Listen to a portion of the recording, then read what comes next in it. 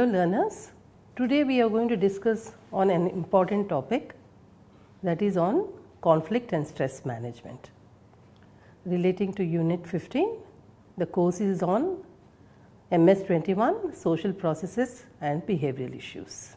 Now let us begin with conflict and stress management. What exactly is conflict and how does stress happen, and how to deal with conflict and stress in an organization? In general life, if you see, conflict happens in day-to-day life, relating to many aspects.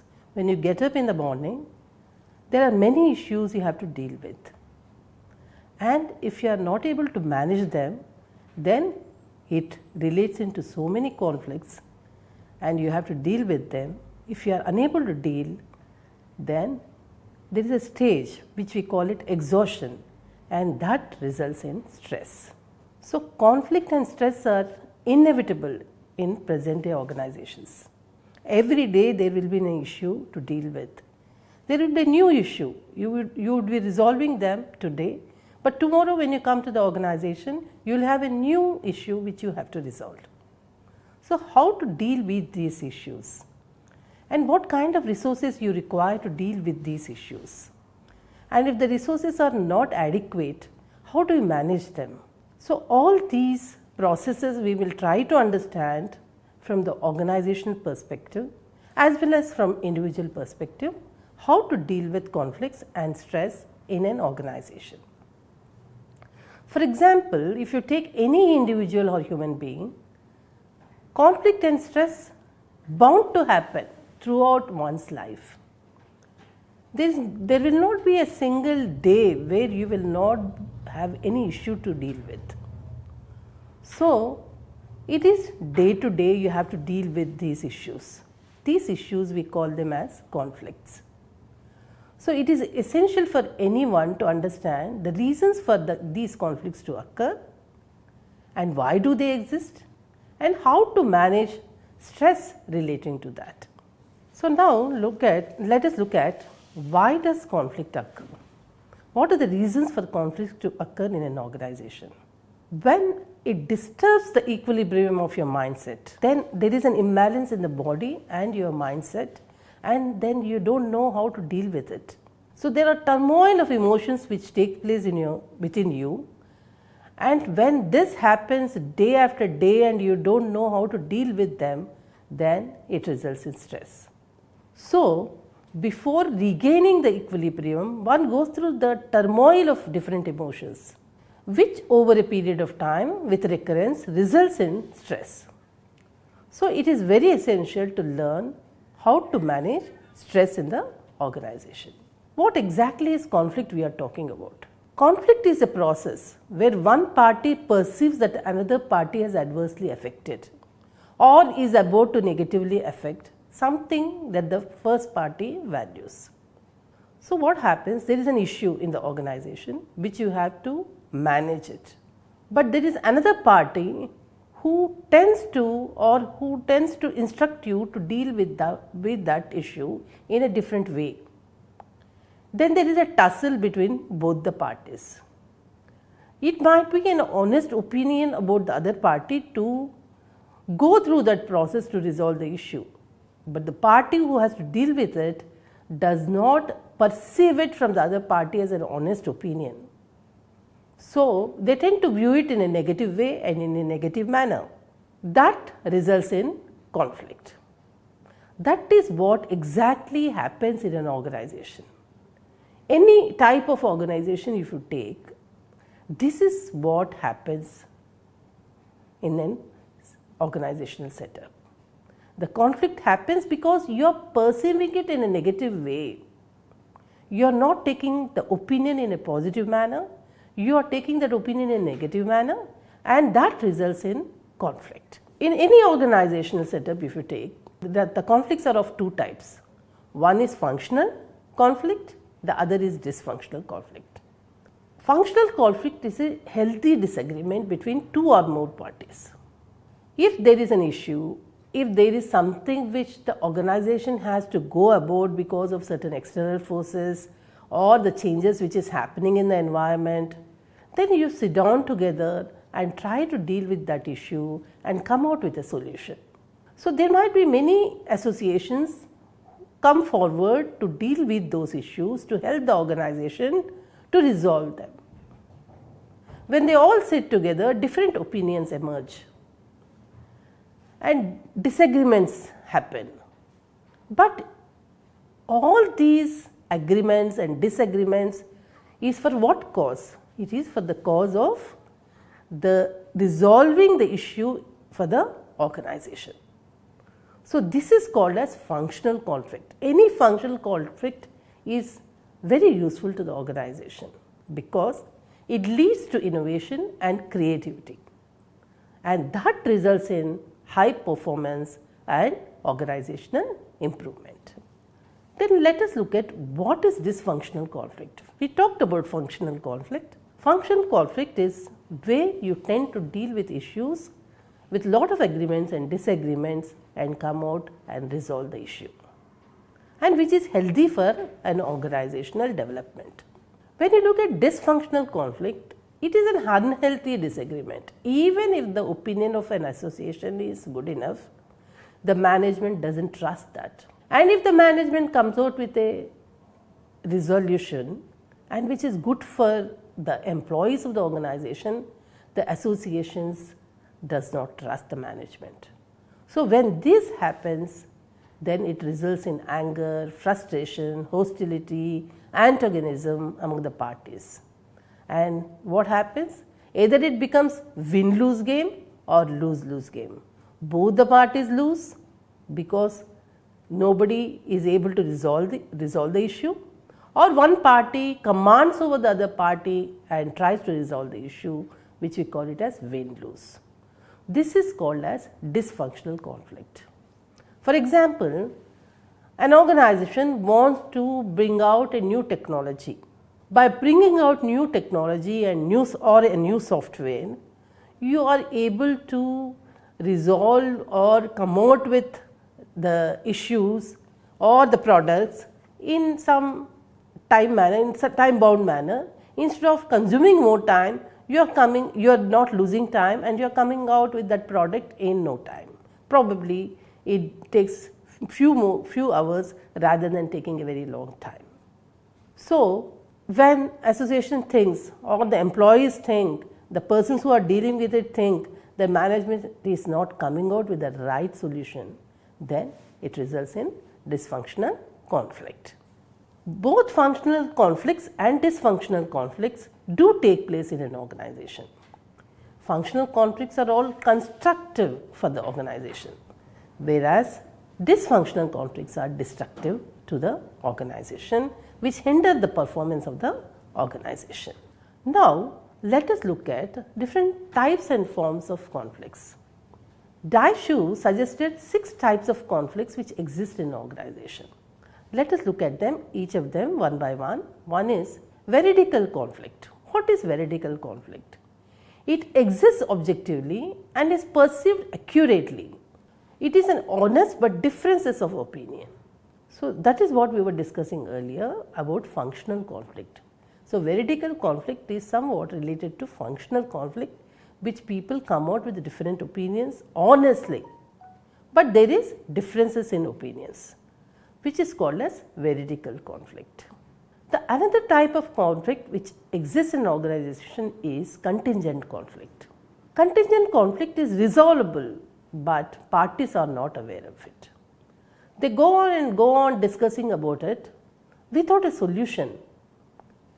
There is a solution to it, but you don't want to perceive it or think about it that there is a solution. You go on discussing without yielding to any results. So, this is called as contingent conflict. Then you have displaced conflict. Parties fail to identify real issue and argue over secondary issues. Because you don't like each other, you always feel somebody is competing with other and you want to win all the time, you want others to lose, then your conflicts are displaced. You are not coming out to resolve the issue in an honest way for the betterment of the organization. Instead, you are so engrossed in your own difficulties or conflicts which happens between two parties, that you are not trying to look at the issue and try to resolve the issue. So, this is called as displaced conflict. Then the other type is misattributed conflict. Unnecessarily, for wrong reasons, you are trying to attribute the conflict.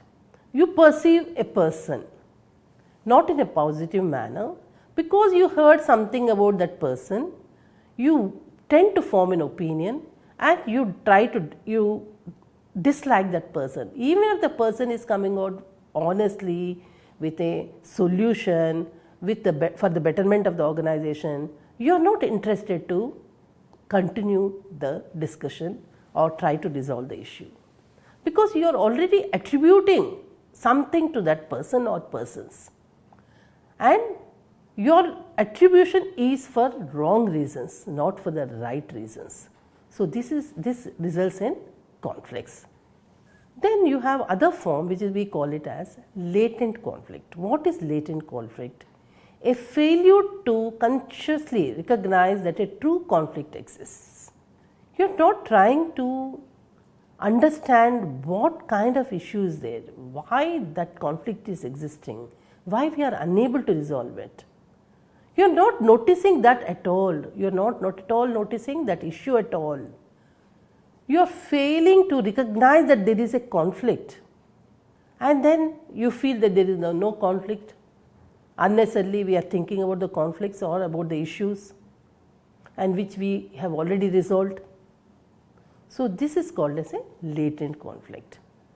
The other type of conflict is called as false conflict. A conflict without basis caused by misunderstanding and poor communication. If management tries to send you a circular saying that from such and such a date new technology is going to be adapted for the betterment of the process and betterment of the organization, you are not able to read them in a positive manner. You misunderstand, you feel management is dictating, that is the reason. No, you should not attribute those facts. You should know about the facts and try to find out why such a communication is existing, what is the reason for that such a communication, and how you have to deal with it. Instead of that, you are attributing certain reasons to misunderstand and not understand the communication properly. Then it results in false conflict. Robbins proposed threefold classification. He said in an organization there are three types of conflict which generally occur. The first one he calls it as task conflict. The conflicts are related to the content and goals of the work. What exactly is the task and how to go about it and how to complete that particular task which is given to you. So, when you do not understand the content of it and how it helps the organization, then it results in task conflict. The second type of conflict is relationship conflict. It consists of interpersonal and emotional issues. So, when in an organization there are a large number of employees who are working and different personalities come and work in the organization. Each person is unique. All the persons who are working in an organization are not of the same type. So, different type of people come with different backgrounds, they all work together. So, when you are all coming from different backgrounds, naturally you will be having different personalities to deal with things, you will have different skills. All of them do not possess the same skills, so you have different skills. So, when it clashes between each of them, that results in conflict. The third type of conflict is process conflict. Focuses on how the work gets done. So, when you do not know how to complete a particular task, what process to adopt, so there is a clash between the processes, the kind of process you have to use to complete that particular task. That results in conflict in an organization. So basically Robin says the conflict which happens in an organization is relating to the task, relating to the relationships, and also the process involved in completing a particular task. So these three types of conflict exist in an organization. There are also different types and forms of conflicts which happen in an organization. Inter-organizational conflict. For example, if you take an educational setup, universities of different types, everybody will be having same curriculum, but the faculty may vary from university to university. The standards of the quality of the faculty vary from university to university. So that results in inter-organizational conflict. Inter-organizational conflict, if you relate to service organization, the better the service the organization provides to the customers, then they are successful. If the same service is being provided by another setup of organization of similar nature, there is a competition which is happening between both the organization. So that results in inter-organizational conflict. So they are coming out with better resolution or betterment of the technology, and that relates to competition between two organizations, which results in inter-organizational conflict.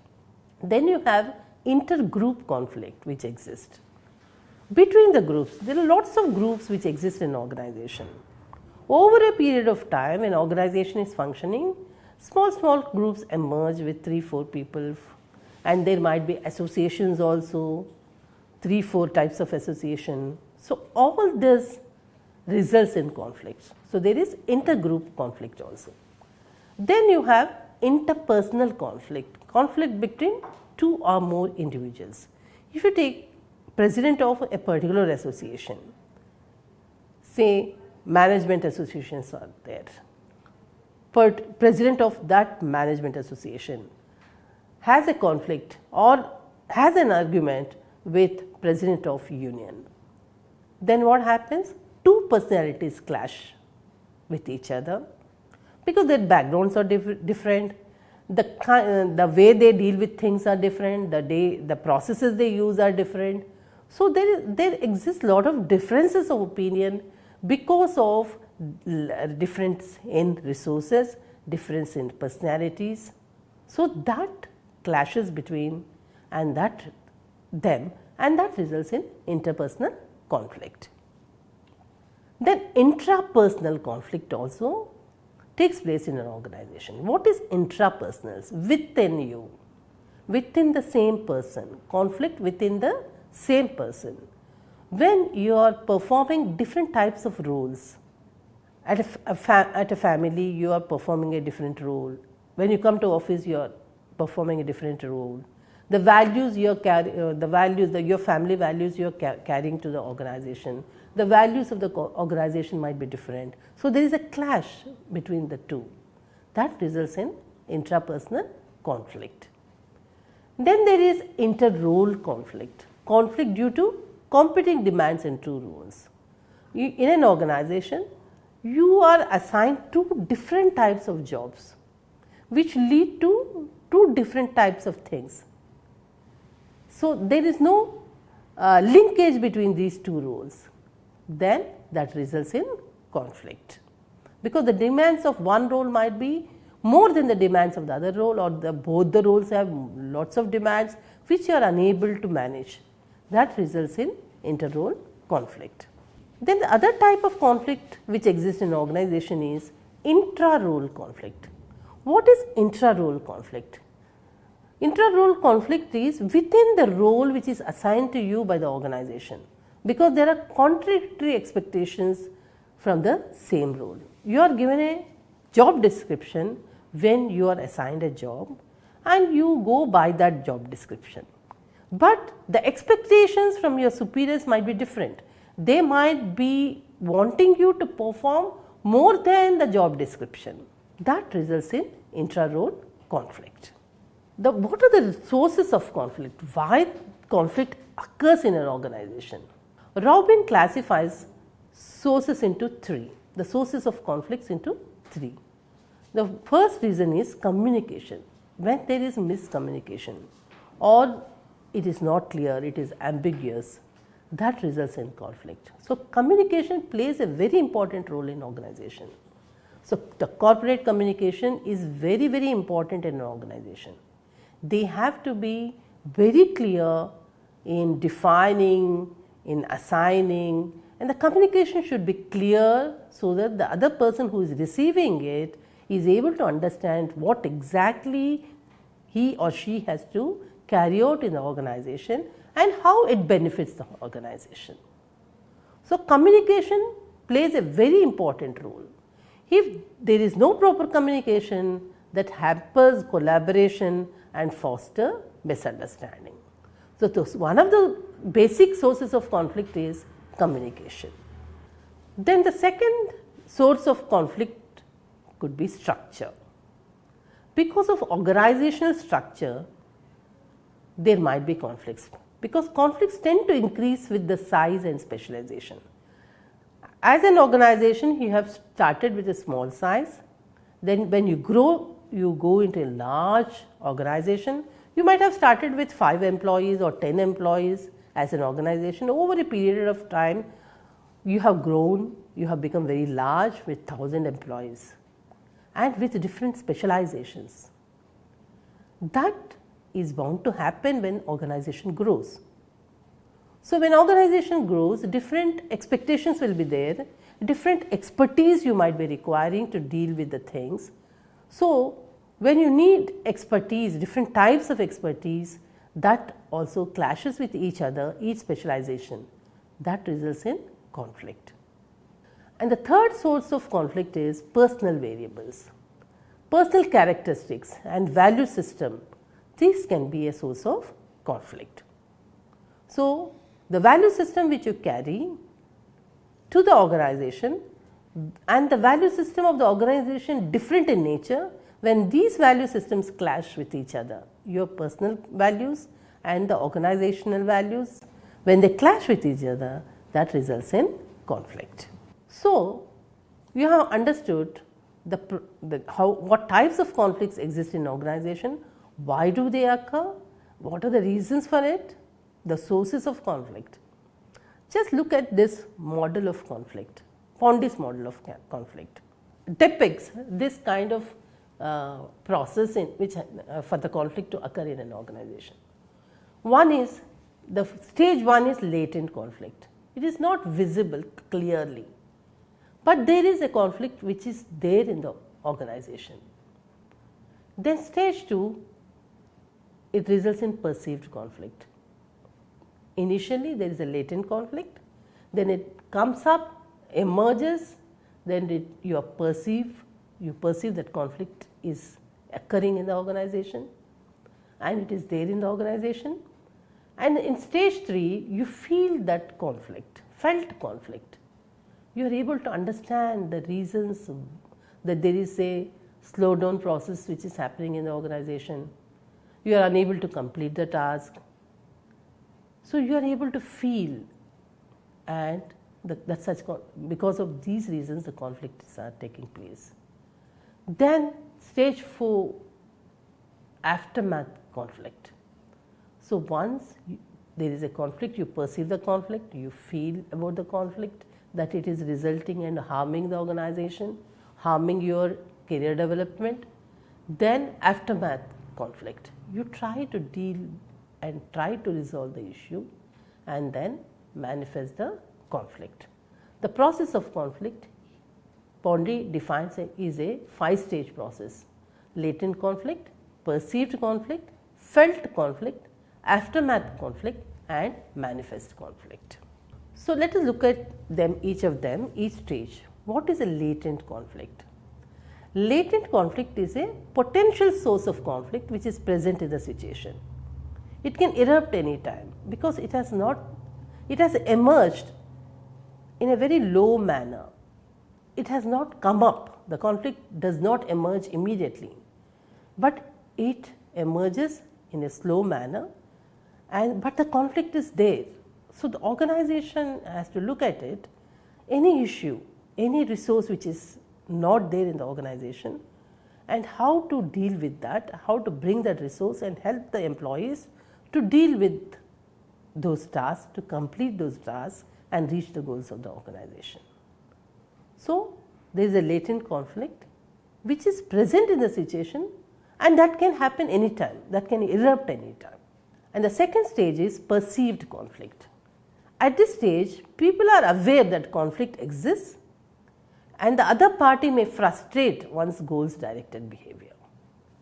You know there is a conflict, you want to deal with that, but the other party who wants that product may try to interfere in the process which is taking place by you, which is you use, and they try to say that this is not the way you have to deal with it, you have to adapt another process to complete or resolve that issue. So, this will frustrate one's goal directed behavior. So, there is a perceived conflict. Then felt conflict. Parties to the conflict are emotionally aware that there is a conflict and they experience stress, anxiety and hostility. So, you feel because you are anxious to complete that particular task which is given to you, and when you are unable to do it, it affects you.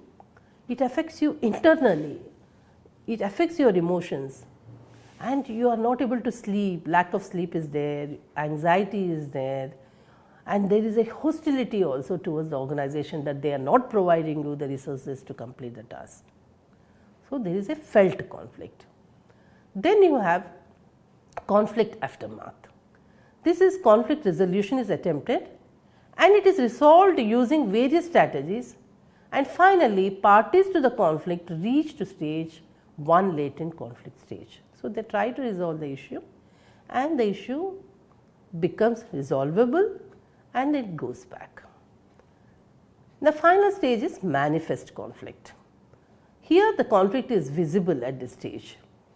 You know what kind of conflict is existing and how to deal with it. So, let us look at another process which tend to take place in an organization. This is another type of conflict process which happens in an organization. Stage 1 is potential opposition, stage 2 is cognition and personalization, and stage 3 is intentions, and stage 4 is behavior, and stage 5 is outcomes.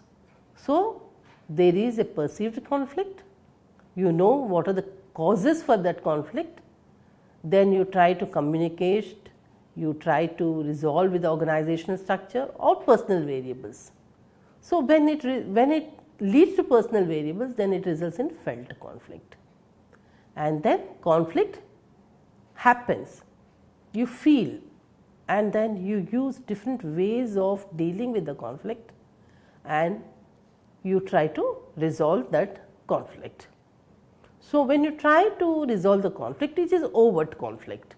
When the party's behavior is amicable, then it results in increased group performance, and there is a reaction after reaction, then it results in decreased group performance. So, we will stop here and thank you.